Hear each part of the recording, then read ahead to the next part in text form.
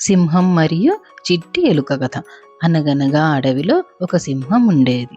ఒకరోజు సింహం అడవిలో ప్రశాంతంగా నిద్రపోతూ ఉన్నది. అప్పుడు ఒక చిన్న ఎలుక సింహం పైకి ఎక్కి కిందికి పైకి తిరుగుతూ ఆడుకుంటూ ఉన్నది. అప్పుడు సింహం కోపంతో నిద్రలేచి తిరుగుతున్న ఎలుకను పట్టుకొని తినబోయే సమయంలో చిన్న ప్రాణి అయిన ఎలుక అర్థిస్తూ ఇలా చెప్పింది: సింహమన్నయ్య, సింహమన్నయ్య, ఒకరోజు తప్పకుండా మీకు సహాయం చేస్తాను. ఇప్పుడు నన్ను వదిలిపెట్టండి అంది ఎలుక. ఆ మాటలకు సింహం గర్వంతో నవ్వుతూ, ఇంత చిన్న ప్రాణివైన నీవు నాకు ఏ విధంగా సహాయం చేస్తావు అని చెప్పింది. అయినా దయతో ఎలుకను వదిలిపెట్టింది.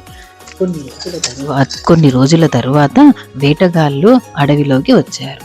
వారు సింహాన్ని బలంగా బంధించి ఓ చెట్టుకు కట్టేసి తమ వాహనాన్ని తీసుకురావడానికి వెళ్ళిపోయారు.